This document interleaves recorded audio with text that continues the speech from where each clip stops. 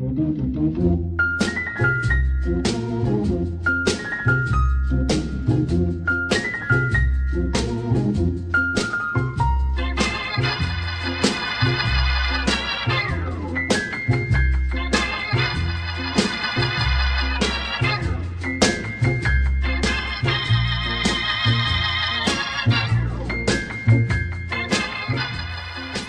tal? ¿Cómo estamos? Ya estamos otra vez en el espacio del enólogo. Afortunadamente, bueno, tenemos el placer de que, bueno, pues gracias a los contactos que tenemos por nuestro Twitter, por estas de que le llaman las nuevas tecnologías, pues sabemos que estamos gustando. Y bueno, pues ya hemos terminado un poco todo el concepto histórico que, bueno, yo pretendía y pretendí, bueno, de algún modo darle, bueno, pues un poco época a la situación para que, bueno, pues un poco veamos que prácticamente en 2000 años ha evolucionado cómo se hacía el vino, pero prácticamente, bueno, hemos tenido nuestras caídas, subidas, sabemos que hubo crisis, sabemos que hubo delimitaciones, ya hay mucha legislación en aquella época de cómo se tiene que plantar, de que eran las podas, etc. Posteriormente se ha conseguido mucha más tecnología, que duda cabe. Pero, bueno, pues un poco para hacer, digamos, una primera base fundamental y, bueno, derivado que ya, bueno, pues el mundo cristiano, gracias a, bueno, pues a esos edictos promulgados por sus papas que provenían a los emperadores, pues hicieron que el vino, bueno, tuviera unas limitaciones bastante duras y concretas que, bueno, pues que derivaron que se solucionó con la salvificación del vino gracias a la necesidad de las liturgias cristianas. Si no, el vino hubiera caído en un gran declive. Esto es una opinión muy particular, pero bueno, creo que está muy refutada históricamente, como creo que han visto.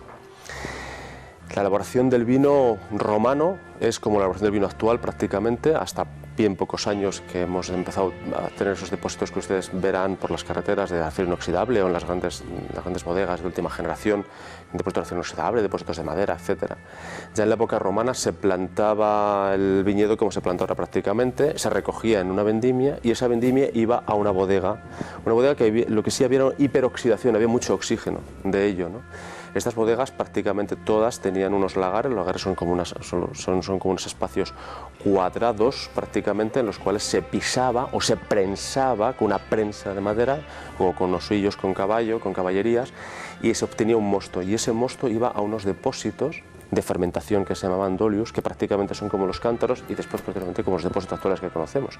Eran esféricos, no cilíndricos, prácticamente, digamos, pensemos que en esta ánfora pues eran prácticamente como abertura abierta y se guardaba ahí el vino en fermentación. Como ya hemos sabido, los romanos controlaban un poco también el frío y llegaron a tener vinos espumosos. El vino espumoso es muy difícil de mantener y muy difícil de hacer. ¿Qué hacían después de mantener y de fermentar el vino? Controlaban que el primer vino, al probarlo, fuera bueno. Normalmente los vinos de calidad que tenían los vinos en aquella época eran los vinos blancos, no los vinos tintos como conocemos ahora en su gran mayor masa. ¿Por qué? Porque el vino blanco era más difícil de hacer. Esa guarda del vino blanco se sostenía en guardas prácticamente en barro o en cerámica. Pero como el barro, para poder consolidarle y junto con aquel hormigón que tenían, tenía exceso de plomo, empezaron a haber a los que eran muy borrachos, muy grandes bebedores, empezaron a tener un problema de saturnismo. Saturnismo es un problema de exceso de plomo que, bueno, pues que va al sistema nervioso central y acaba, bueno, pues teniendo bastantes delimitaciones, sobre todo neuronales, muchas limitaciones neuronales, y en Roma se dio mucho saturnismo en aquella época, que provocado era por un elemento no del vino, que también está en el vino, sino también estaba provocado por los recipientes donde los cuales estaba contenido el vino y se mezclaba ello con ello. ¿Esto qué provocaba? Bueno, pues las primeras enfermedades, las cirrosis prácticamente, y posteriormente, bueno, pues un poco para ello. Todo eso lo vamos a ir sabiendo un poquito más y catando los vinos. En aquella época también había libros de cata y conocimiento de cuáles eran los vinos mejores, los vinos peores. Necesitaban los master vivendi, los magister vivendi, que eran, digamos, los grandes sommeliers o los catadores de los vinos que preparaban los vinos. Los vinos terminados no iban directamente terminados al consumo humano, directamente, o bien se rebajaban con agua o con otros líquidos, por ejemplo, jugos de limón, etcétera, a lo largo del paso del año. Y los vinos estaban no estaban prácticamente en botellas, que esto sabéis que es una copa de una botella, no estaban en botellas. Los vinos se guardaban en ánforas, se protegían en ánforas o en pellejos. Y se sabía había delimitaciones, ya el propio Evangelio también lo dice, el propio Cristo, lo del odre nuevo, vino nuevo, odre viejo, vino viejo.